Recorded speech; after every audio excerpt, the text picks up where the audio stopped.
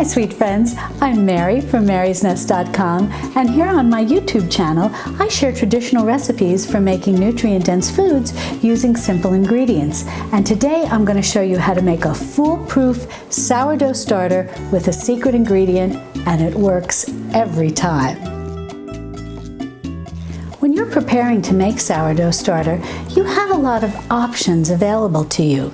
These are different flours that I bought at my local grocery store, and they're all brands of the grocery store. You might have the same depending on where you live. You can also use King Arthur flours. You can also use gold medal flours. Any of those flours are options to you. And I'm going to go over these and what their cost was. But then I'm going to tell you what flour I use, which I don't have here. The first is just your basic all-purpose flour. It's unbleached, and this was $1.88. Now these two flours are a little higher brand than my grocery store's basic all-purpose flour. These they try to make a little more similar to the type of flour that King Arthur sells. So it's a little higher grade than their basic all-purpose flour. This one is $2.44, and this whole wheat one is also $2.44. And then we have the organic options here. This one is just the unbleached all-purpose flour, and this was $4.88, and the organic whole wheat flour was a little less, it was $3.98. Now you can make a sourdough starter with any of these, but it can take a little longer, and it cannot always be 100% foolproof.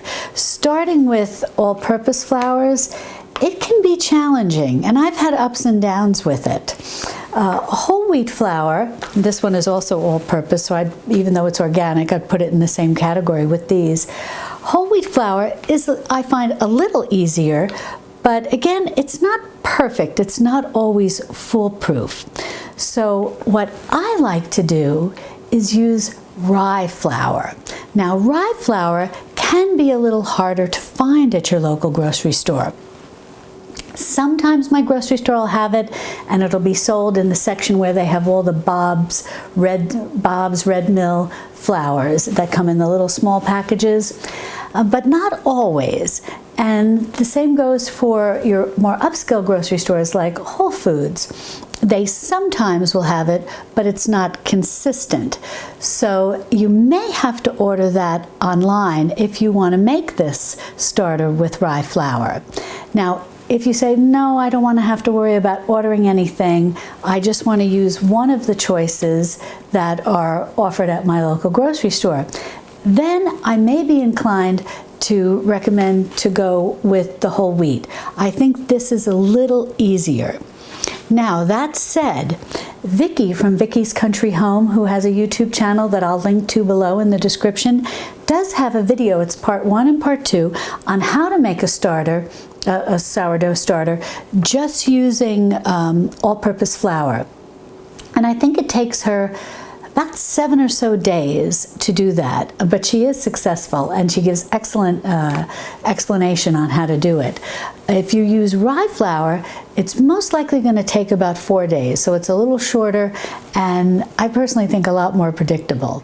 When it comes to making a foolproof sourdough starter, the best flour that you can use for this purpose is rye flour. And if you can find rye flour at your grocery store, that's the best place to start.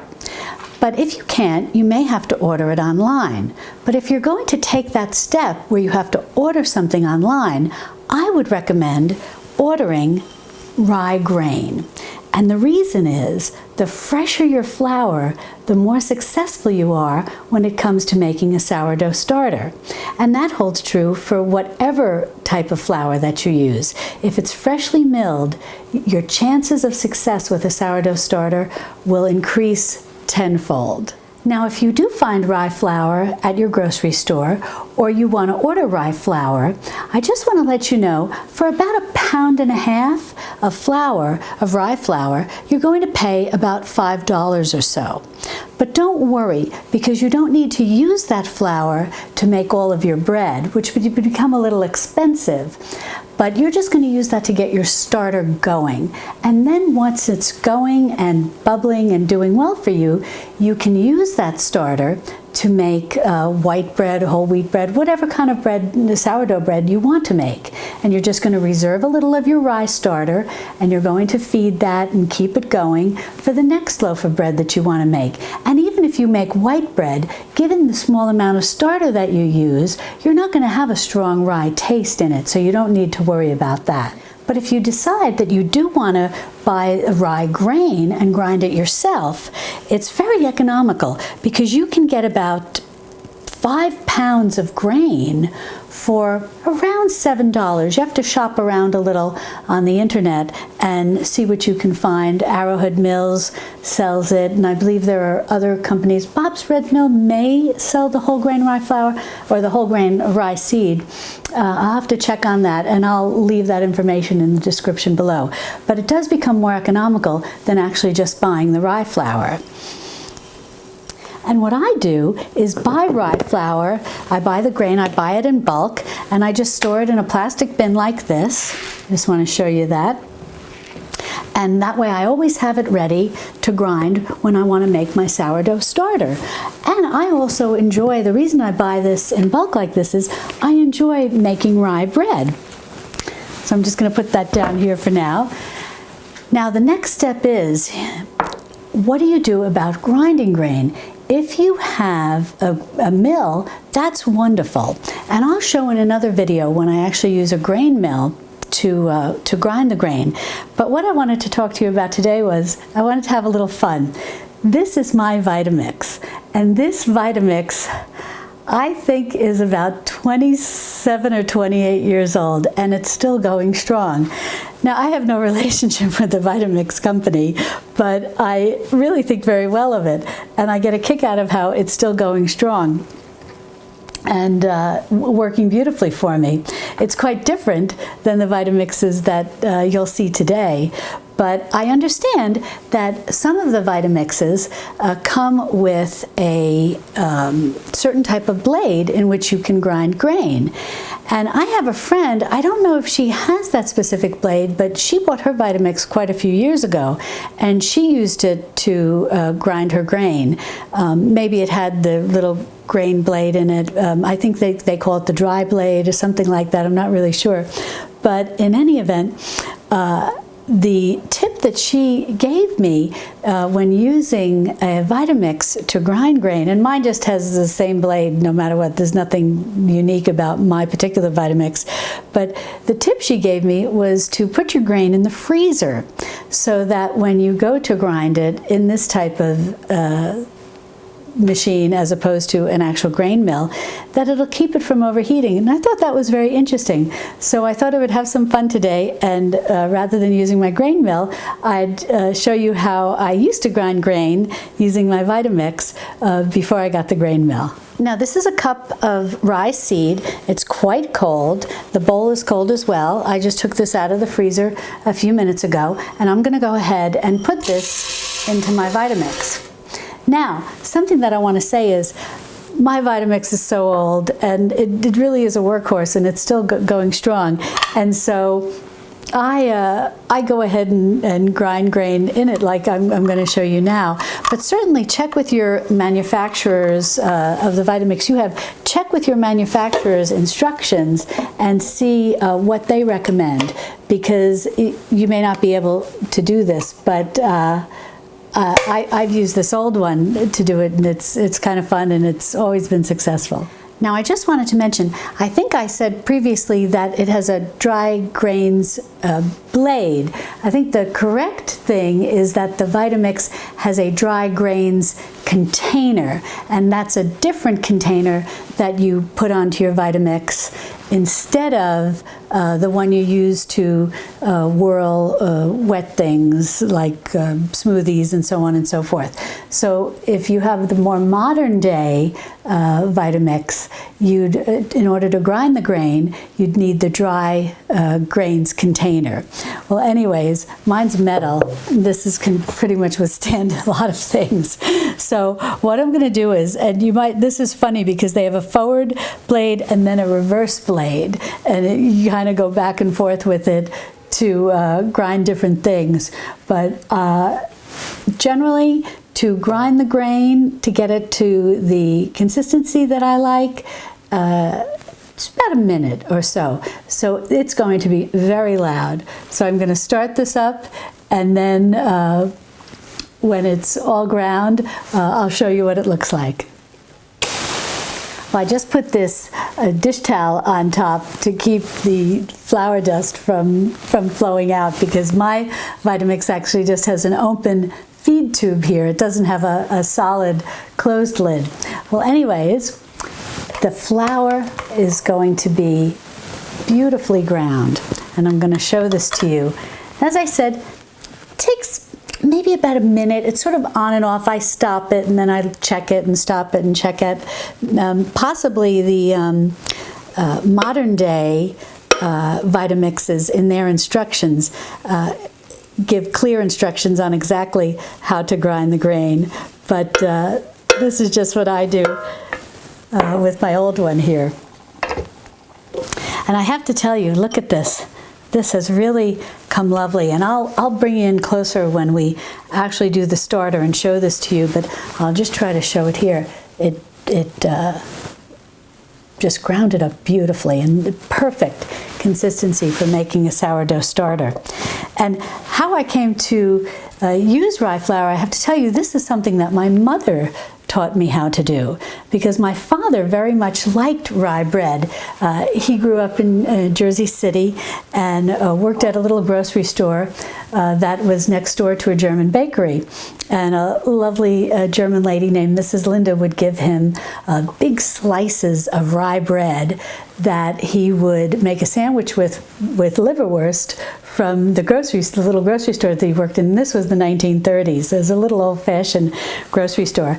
And when my parents got married, my mother wanted very much to be able to make rye bread for my father, and he was able to find a source for, and I don't know if it was exactly rye flour or possibly rye seed that he was able to, rye grain that he was able to get to her, but one way or another, she wound up making rye starter from rye sourdough starter from rye flour, and she found it so much easier than using all-purpose flour. It just went a lot faster for her, and so that's how I came to make rye sourdough starter as well. Well, let me bring you in closer, and we'll get to the next step. Okay, so we've got our ground rye grain right here. And the next things that you want to assemble are a small jar or a small bowl. I like to use a little bowl because I find that it really allows for good aeration, which allows for attracting the wild yeasts. But you can certainly use a little jar if you have that. And you want to make sure that the jar or the bowl that you use is no larger than a 1 cup size. The next thing you're going to need is a tablespoon measurement, and this is an actual measurement, not like a soup spoon or something like that, an actual tablespoon measurement. And you're going to need a little room temperature water or lukewarm water. Clean hands, and you do a finger test. It's very pleasant. It's not hot, not cold, just lukewarm. And the next thing we're going to do then is take 1 tablespoon of our ground rye grain, that's now the rye flour, and we're going to put it into the 1 cup holder. Whether you're using a little bowl or a jar, either or is fine. Then we're going to take 2 tablespoons of the lukewarm water. And we're going to pour that right in there.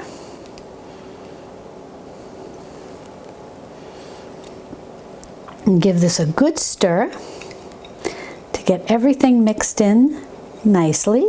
Make sure that all the flour is wet.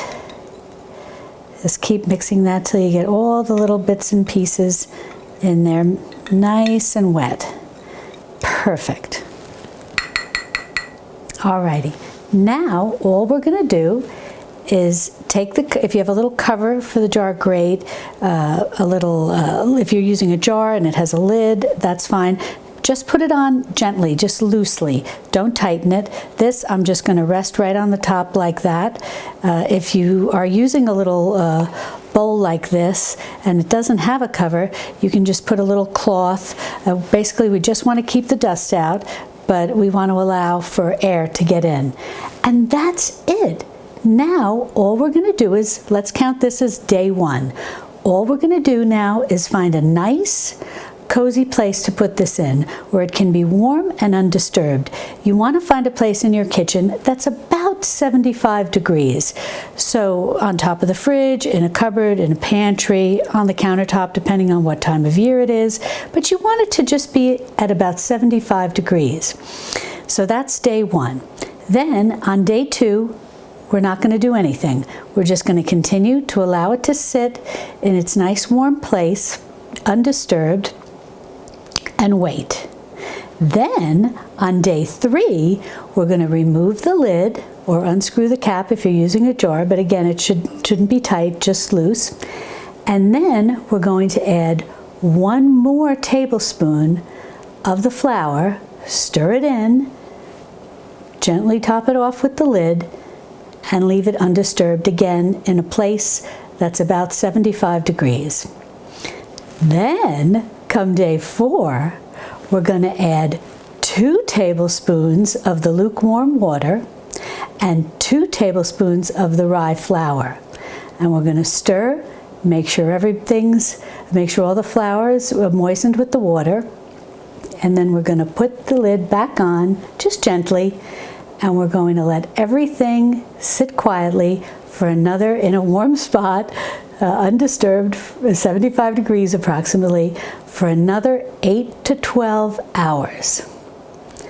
Then we'll call that midday 4.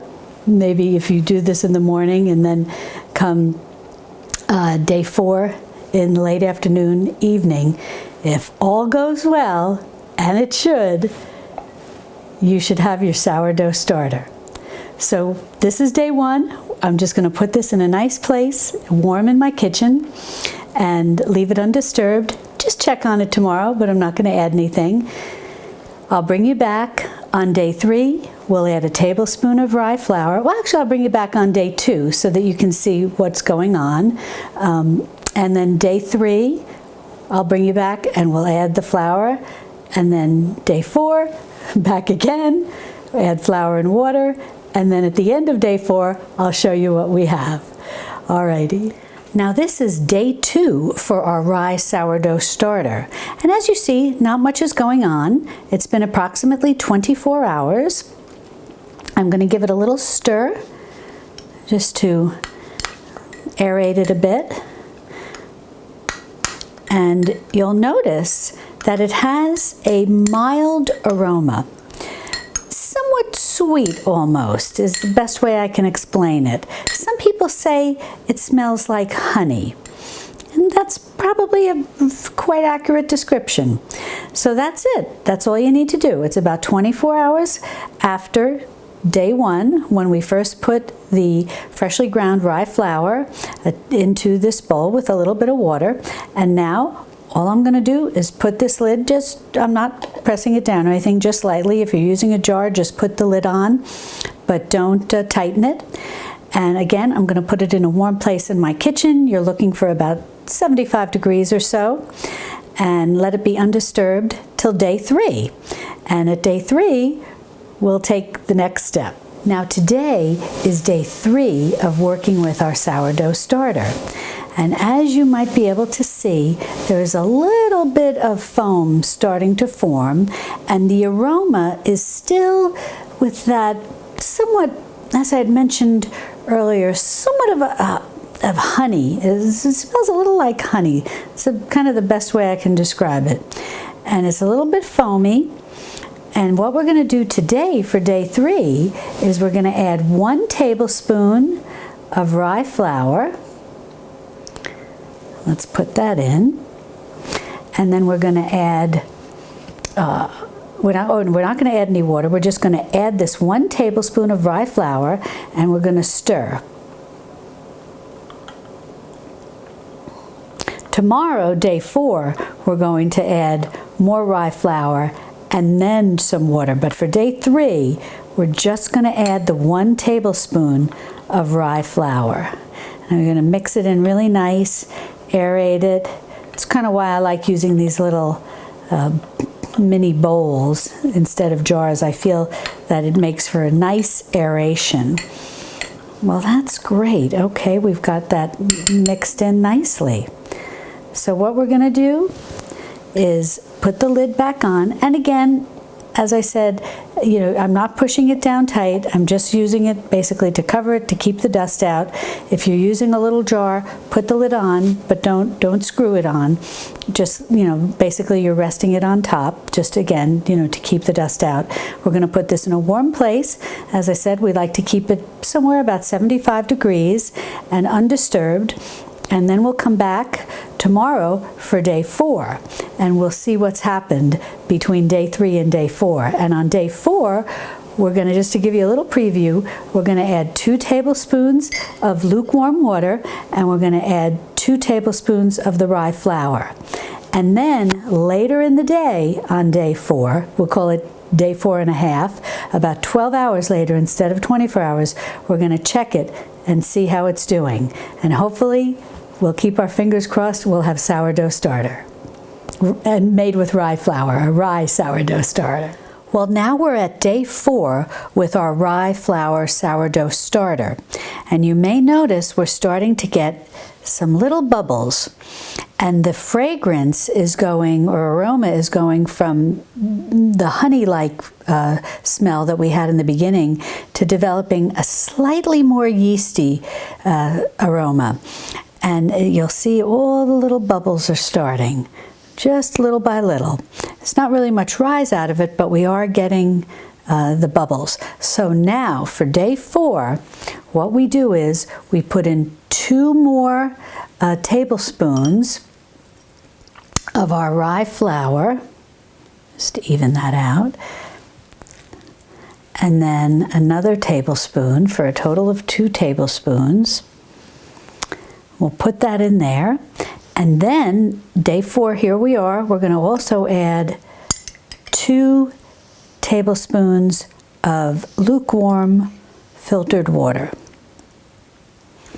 You can use spring water or filtered water that you've left out overnight and allowed the chlorine to evaporate. We don't want anything to interfere with the sourdough process. Then we're going to stir this up. Oh, it's quite, I can see this, it's got quite a bit of effervescence to it. I'm just going to give this a good stir, get it nicely aerated. And again, I'm using a little sort of flat-bottomed bowl. You can also have been doing this in a jar. And then the next step, what we're going to do is put our lid back on, but again, I don't push it down. It's just basically to keep the dust out. And if you're doing this in a jar, just put the lid on, but don't turn it tight to close it. Now, on day 4, what we're going to do is we're going to let this sit for about another 8 to 12 hours. And we're going to check it again, and at that point, it should be bubbled up. With the same appearance as if you had added like a little packaged yeast or something to it. It should bubble up, and then it should be all ready to make bread with. Alrighty, and I'll explain that process because you may be wondering why we have such a little bit of sourdough starter. And I will fill you in as to why we just have a little bit, because what the next step is that we take when it comes to making bread with this particular type of starter. Alrighty, well, let's put this away now and put it in a warm, undisturbed place. about 75 degrees for 8 to 12 hours, and then we'll come back and we'll check it and we'll see how it's doing. Well, here we are at day 4.5. It's been about 12 hours since we started day 4 with our feeding of 2 tablespoons of lukewarm water and 2 tablespoons of rye flour. And as you can see, at day 4, we're quite foamy, and we don't have smell-o-vision here, but it has definitely taken on more of a yeasty fragrance to it, or aroma, I should say. Now, at this point, we're ready to go on to the next step, where we'll bake our bread. Now, if yours has not foamed up by the 4.5 days, don't worry. You probably just need to repeat day 4. So if you look at this at the 4.5 day mark, where you've fed it the 2 tablespoons of lukewarm water and you've fed it the 2 tablespoons of rye flour, and 12 hours later it has not foamed up like this, just repeat everything. Give it another 2 tablespoons of lukewarm water and another 2 tablespoons of rye flour. So by at 5.5 days, it should have foamed up, and you should be all set and ready to go.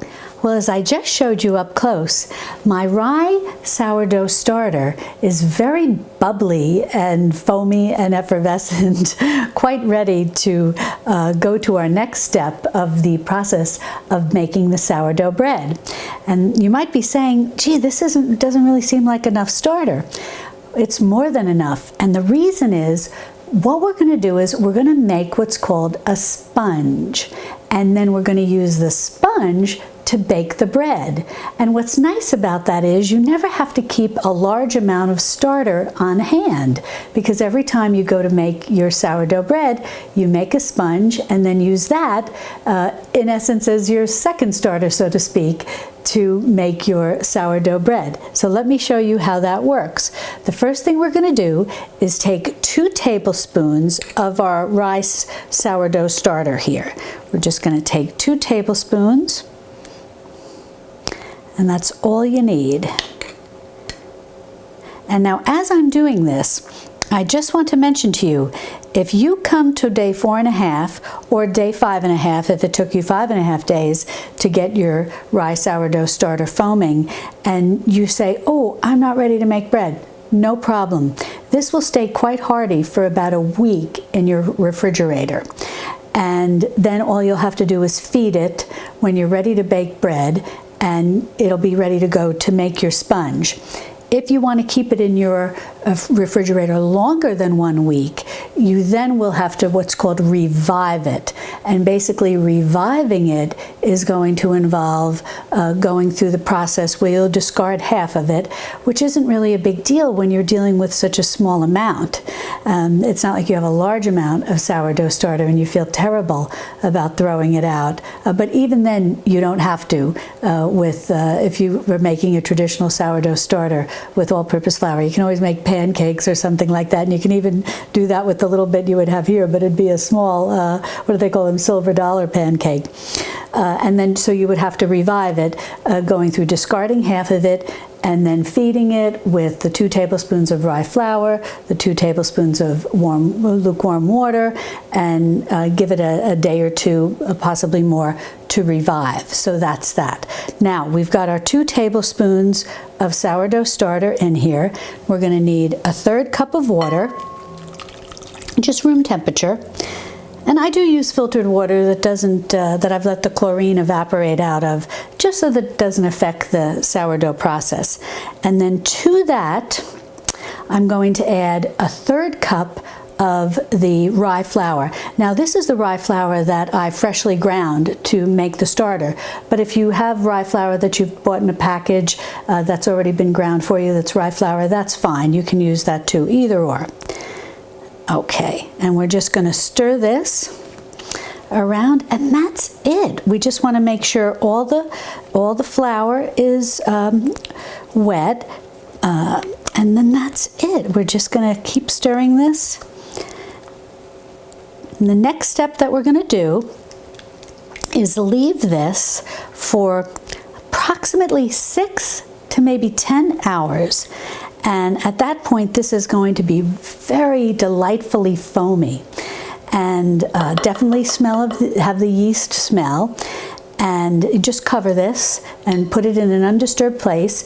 Check on it at 6 hours. It may take 10. And at that point, the next step is we can go on and make bread. So that will be in a separate video where I actually use this to make bread. But now you know how to make the rye sourdough starter and then how to prepare your sponge, which then you'll use to make your sourdough bread. You're just going to cover this up, put it away for 6 to 10 hours. When it foams up, you'll be ready to use this with whatever type of flour you want. All-purpose flour, bread flour, white bread flour, whole wheat flour, doesn't matter.